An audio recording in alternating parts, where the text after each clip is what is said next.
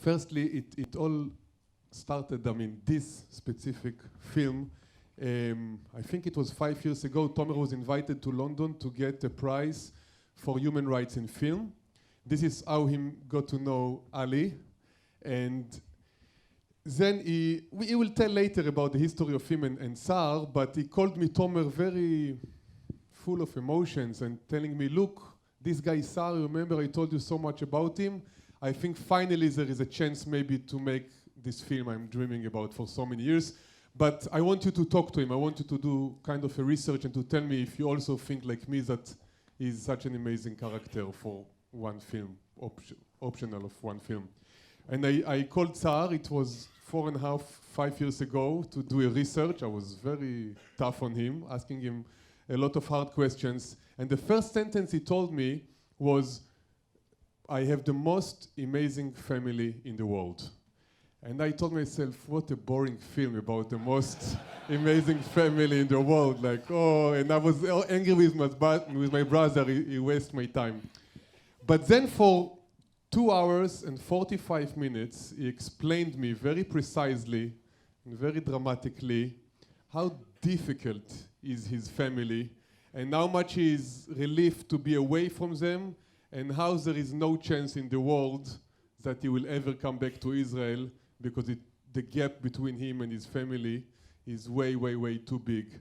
And then to be with Saar and Ali and Tomer in Berlinale, in Berlin Film Festival just a few weeks ago, with all the brothers and sisters and the mother and the father of Saar, we cried like little babies.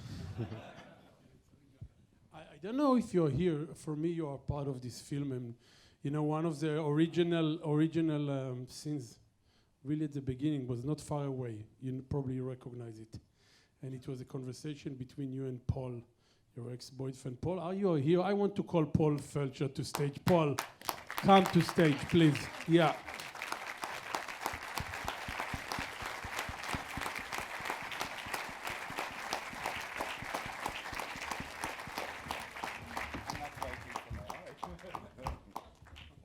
What a beautiful man. And before Q&A, I want to ask you, you spent with us so many hours, and you know, you didn't know Saar before, and you brought the tefillin scene, and you brought the cemetery film.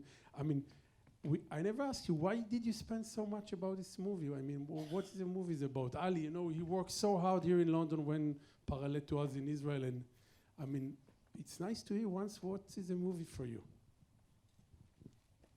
Wow.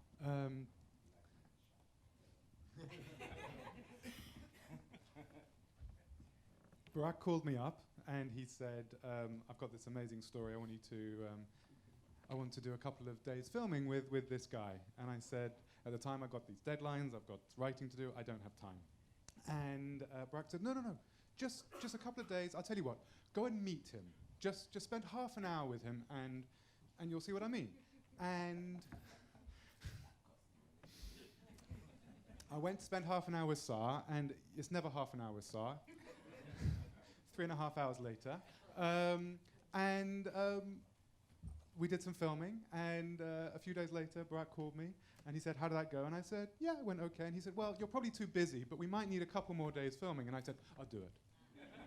Because I fell in love with the family, I fell in love with the story, I fell in love with just the guys that then came into our lives, the LGMC, the London Gay Men's Chorus, and it just became a family. It became an extension of just, it wasn't a film shoot, it was friends, and it was family, and it was a totally different atmosphere. It was, I'm really upset it's finished.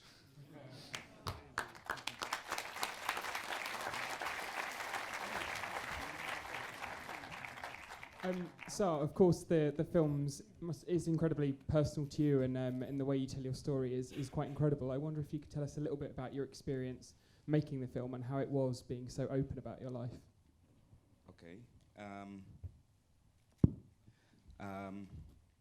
Well, it was strange. I'll pick up from where Ali kind of left off. So Ali turns up with a camera and he goes, well, we'll just film a few things, and if I can come at 7 in the morning, and you'll pretend you're asleep, and then I'll come in, and I'll follow you to the shower, and then we'll go and have breakfast. And I was like, what? How is that to do with my family and HIV? And I really feel like I've an amazing life that I was blessed by, and it's not like I've planned it that way. It just sort of in many ways happened. You know, I happen to have a great family, and I happen to have amazing friends, and I happen to somebody said to me, "Oh, just go and check out the London Game and Chorus," and I walked in, and he was like, "Wow, here's a family," and you know, and. I'm sorry I disturb you, but I saw the movie today. You talk about beautiful family.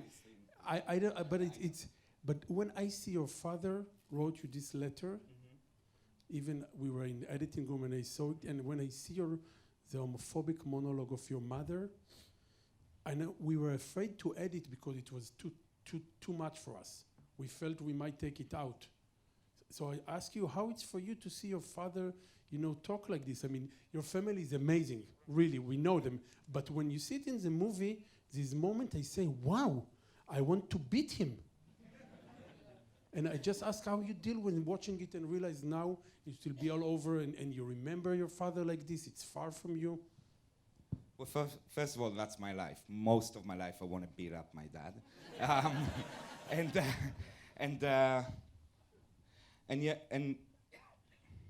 I know, you know, yes, there are difficult people, and one of the things that is happening in our family is that we say it. And I think one of the things that is really important for me and why this movie, like I was sitting at the back and I was crying like as if it was the first time I watched it, is because I was like, wow, they're thinking all of those things and we still love each other. They, you know, willing to go in front of a fucking camera and say it and then hug me. You know what I mean? And there is many people who it's not the way for them, or that kind of way of being with one another is not possible for them. And for me, that's incredible. So, yes, so, you know, I go to Shabbat dinners with my dad and we scream. And we scream and scream and scream, and politics and whatever. And then we finish dinner and we hug and we call each other the next day, you know, because that's what we do. We're family. Just before my battery ran out in my mobile, I got a beautiful text message from his father, and he sent to you guys a message that is very happy to welcome the London Game and Choir in the Ammunition Hill without changing their name. So, and I want to invite the London Game and Choir to the stage and to tell them how much we love them. Thank you very, very, very much.